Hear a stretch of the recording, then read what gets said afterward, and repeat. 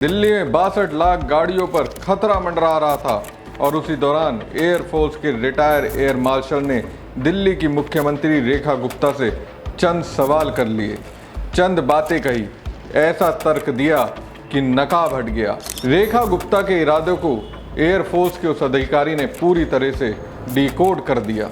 आखिर रेखा गुप्ता की ओर से दिल्ली में 62 लाख गाड़ियों को सीज करने के पीछे असल मकसद क्या है वो बता दिया और इससे क्या होगा उसकी पूरी कहानी बता दी। दोस्तों, एयरफोर्स के उस अधिकारी ने दो टूक बात ना सिर्फ दिल्ली की सीएम रेखा गुप्ता को कही बल्कि पीएम मोदी और उनकी सरकार को भी कटघरे में खड़ा कर दिया। ऐसा लगा जैसे कह रहे हो दिल्ली सरकार तो ऑटो लॉबी की गोद में जाकर बैठ गई है। दिल्ली सरकार जो कर रही है वो सबको दिख रहा है। प्रदूषण का कोई उचित समाधान ना मिलने पर 10 वर्ष से अधिक के डीजल और 15 वर्ष से अधिक के पेट्रोल वाहनों को बैन किया। हालांकि अब यू टर्न सरकार ने ले लिया है, लेना ही पड़ा, कोई रास्ता ही नहीं बचा था। लेकिन जिस तरह से रेखा गुप्ता ने गाड़ियों को सीज करने को लेकर अब तक बयान दिया, उससे लगता है वो 62 लाख गाड़ियों को स्क्रैप में तो डाल कर ही रहेंगी। हाँ, इतना है, अब देर लगेगी।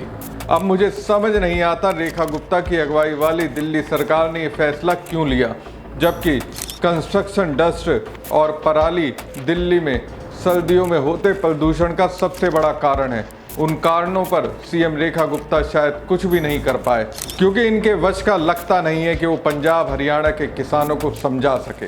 कंस्ट्रक्शन तो चलता ही रहेगा। फिर यहाँ ऑटो लॉबी को 7% गिरावट के साथ धीमी पड़ती सेल्स के समय एक दरार दिखती है। एक कार की किस्तें चुकाने में लोगों के सालों निकल जाते हैं। वो कार की देखभाल करता है, पीयूसी सर्टिफिकेट बनवाता है और एक दिन आपको कहा जाता है कि फला तारीख से आपकी कार सड़क पर नहीं दिखनी चाहिए। चाहे ये नियम 10 साल पुराना हो या कल बना हो, है तो कुतर्की। नियम तो और भी बहुत हैं। क्या सरकार नियम से चल रही है? वोट बैंक के लिए हर नियम मोड़े जाते हैं।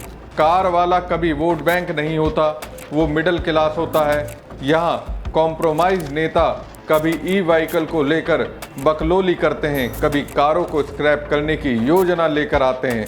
इनके पास अपनी कोई नीति नहीं है, कोई शोध नहीं है। फोटो खिंचाने और कुछ करते हुए दिखाने की लालसा इनके हर निर्णय को धुंधला करती है।